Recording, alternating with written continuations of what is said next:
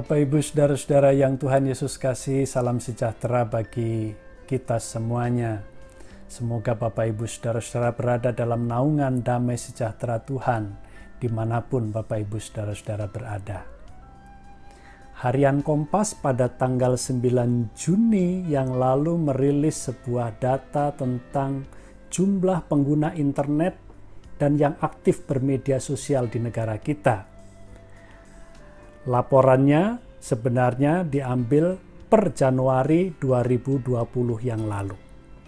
Dari 272 juta jumlah populasi penduduk di negara kita, pengguna internet ada 175,4 juta, angka yang fantastis. Dan yang aktif bermedia sosial di negara kita ini jumlahnya 160 juta orang. Jumlah yang sangat besar. Ada 5 besar media sosial yang digunakan. Yang paling banyak penggunanya.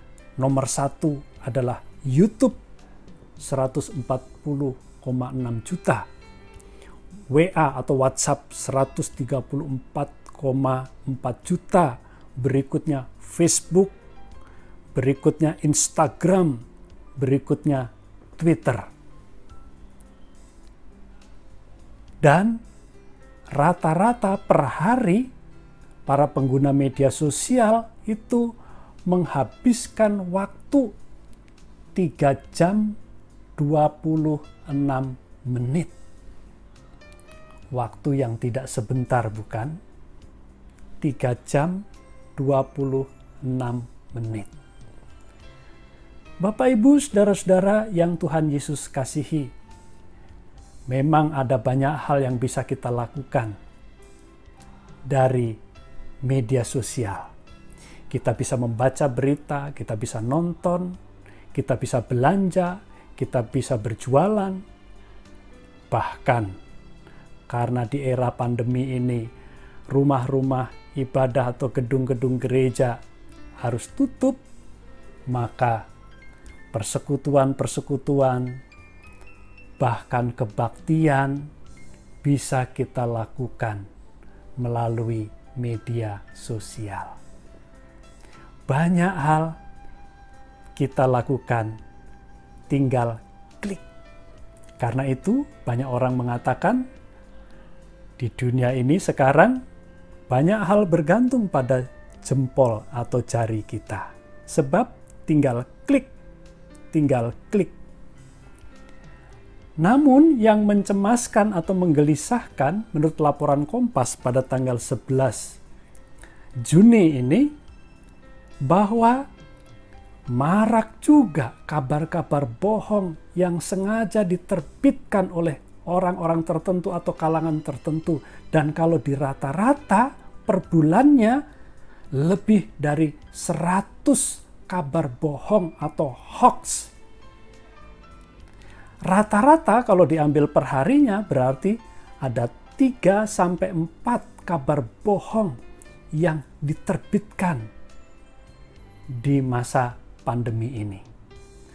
Lebih ramai sedikit dibandingkan dengan kabar bohong yang ramai pada masa pemilihan presiden yang lalu, di mana rata-ratanya menurut Kompas 100 per bulannya. Bapak, Ibu, Saudara-saudara yang Tuhan Yesus kasihi, diperlukan kecermatan dan kecerdasan untuk menggunakan jempol atau jari kita ketika kita klik sesuatu di media sosial. Sebab kalau tidak cermat dan tidak cerdas, kita bukan saja tersesat atau sesat jalan, kebingungan sendiri, tapi kita juga bisa ikut menyesatkan atau membingungkan atau mengacaukan banyak orang. Kalau kita hanya tinggal klak-klik, lalu main bagi-bagi, main sebar-sebar tanpa kecermatan dan kecerdasan. Karena itu sebagai murid Kristus, kita perlu mencermati apa yang diingatkan oleh Paulus di dalam suratnya 2 Korintus pasal 3 ayat 3 yang menyebut murid-murid Kristus atau pengikut Kristus sebagai surat Kristus. Bahwa kamu adalah surat Kristus. Yang dimaksudkan Paulus adalah surat terbuka, karena pada waktu itu ada 2 jenis surat pribadi. Yang pertama, surat pribadi yang sifatnya tertutup dan surat pribadi yang sifatnya terbuka. Seseorang mengirim surat yang ditujukan kepada publik layaknya seperti iklan atau poster pada zaman sekarang.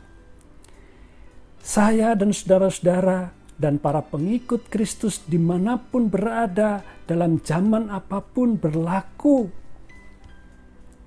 sebagai istilah identitas kita bahwa kamu adalah surat Kristus.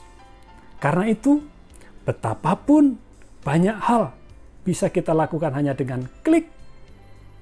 Tetapi ingatlah, ambil yang benar, kirim yang benar, teruskan atau bagikan yang benar, supaya kita menjadi berkat yang meneruskan berkat Kristus bagi banyak orang. Tuhan memberkati kita semuanya. Amin.